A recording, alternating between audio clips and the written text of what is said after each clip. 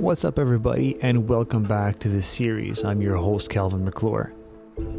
During the last episode, under the looming deadline and crushing pressure of a pair of lunar contracts, our space program was on the brink of disaster. Yet, through those events, we managed to achieve a series of small yet important victories, not least of which were Frank Green's 150 and 205 kilometer suborbital hops, making him the first in our program to receive his astronaut wings.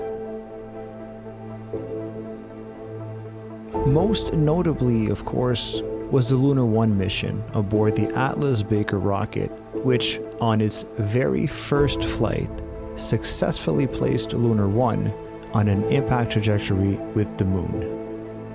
The success of that mission proved to be the culmination of many efforts and a turning point in the program. The mission achieved a series of firsts, including first probe to ever leave Earth's gravity well, the first to reach the Moon and to touch the Moon, but also served out to prove the Atlas Baker rocket design.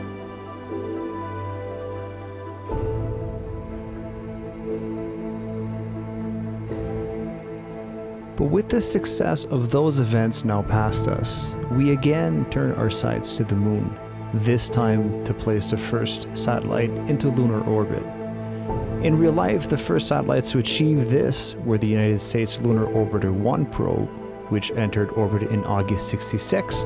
The Soviets had just a few months prior done the same with their Lunar 10 mission entering orbit in April of 1966.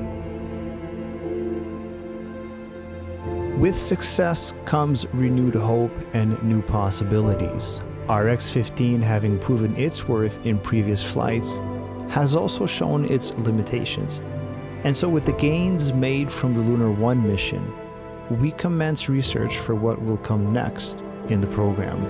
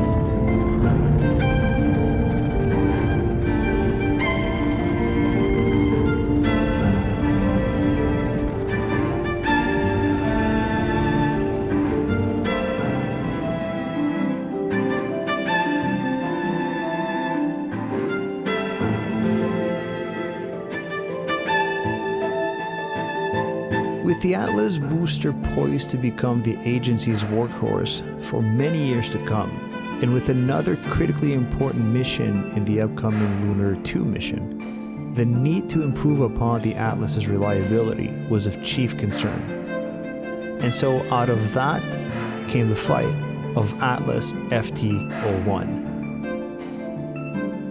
A stripped-down version of the Atlas with the Baker upper stage having already proven out its worth in the many flights of the X-15 and XSP-3 series of X-planes, Atlas FT-01 served to improve the amount of data engineers had on the two new engines, the LR-89s and the LR-105 Sustainer.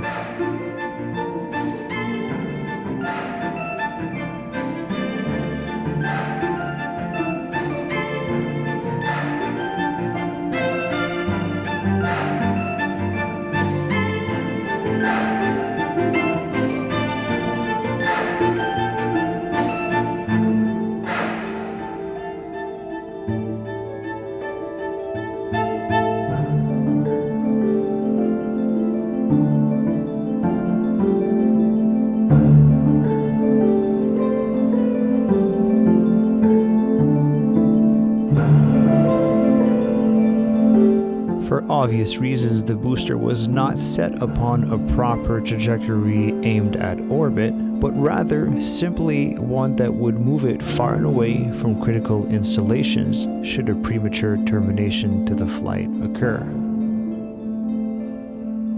We ended up achieving an apogee value of just over 3,100 kilometers, and were subsequently greeted with the most pleasant view.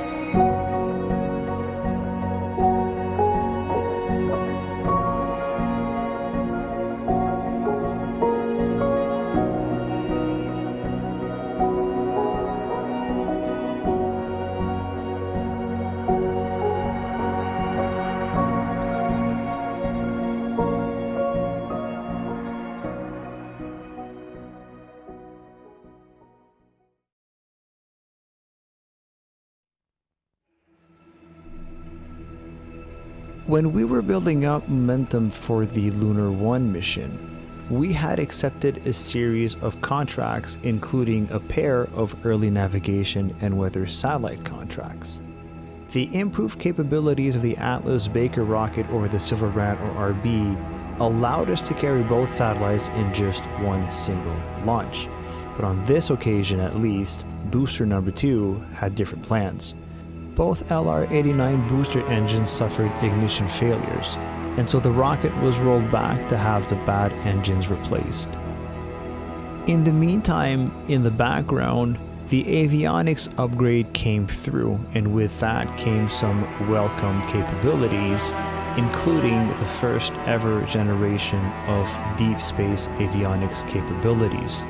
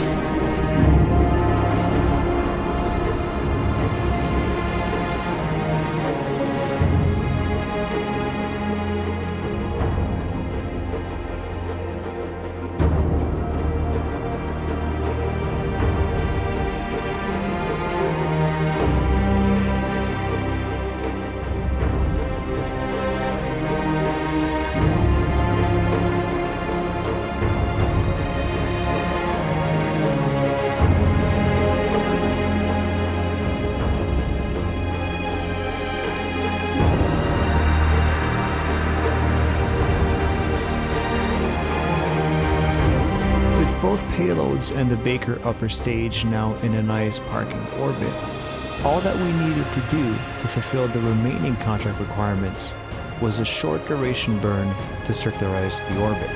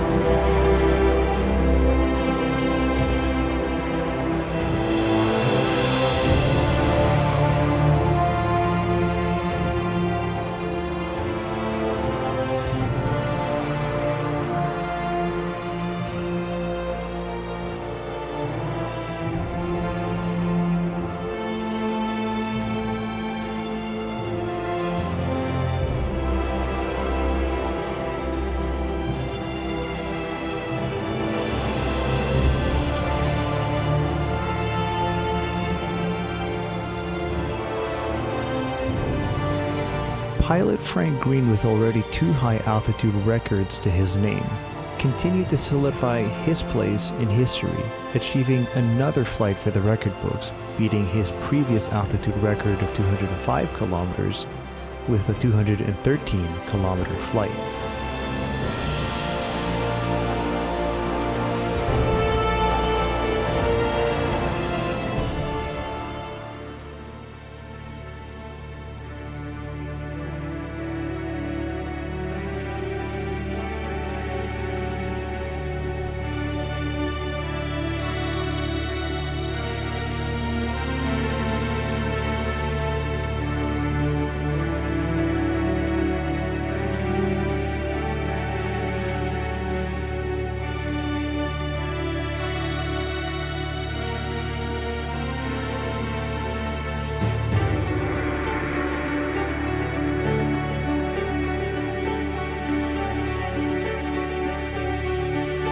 The same instability that had resulted from the steep ascent profile during the last flight was again observed this time, albeit with a more serious outcome.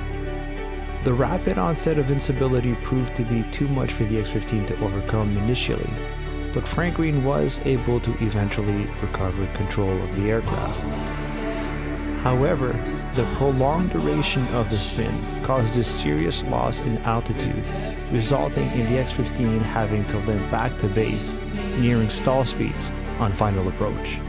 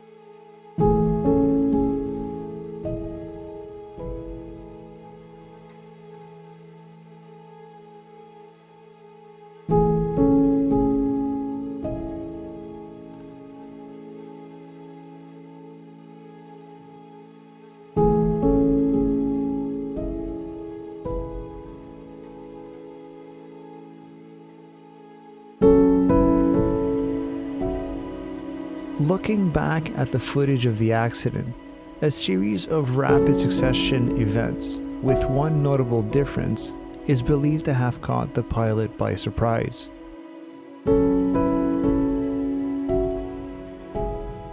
The momentary hesitation that followed eliminated all possibility of a bailout.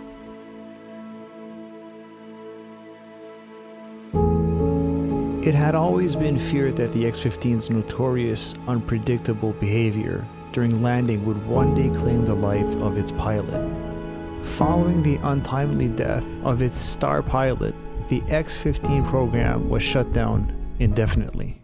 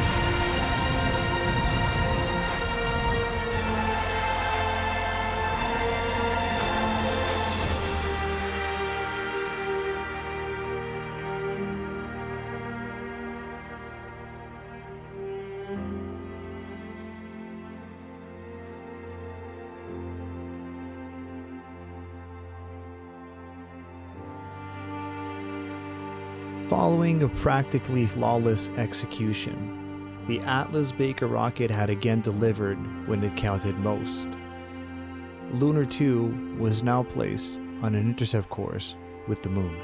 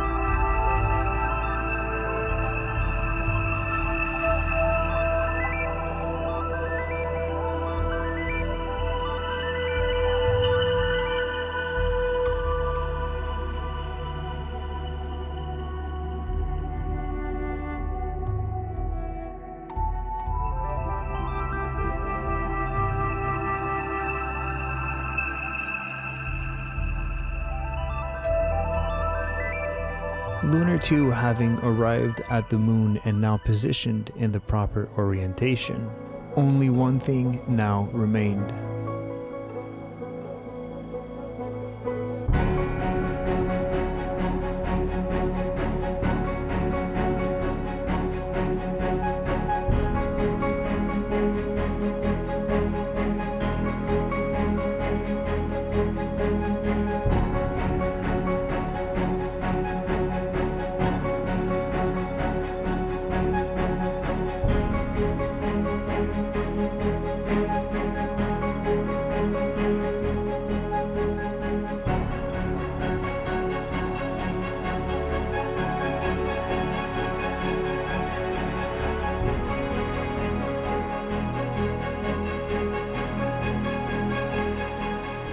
Having now demonstrated our ability to perform and having built up the confidence in our hardware, it was now time to do it all over again and to prepare for even bigger things.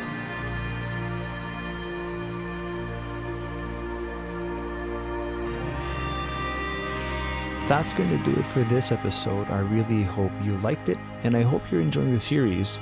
feel free to like and subscribe as it does help promote the channel. And let me know what you think of this episode and of the series down in the comments. I always do enjoy reading them. You can also follow me on Twitter, Reddit, and Discord, as I like to hang out there as well. If you haven't already done so, be sure to check out Felix's upcoming series. There's a teaser that's already been released for you to watch, so be sure to go check that out as well. It's quite good. Links in the video description. Until next time, I'll see you on the next flight.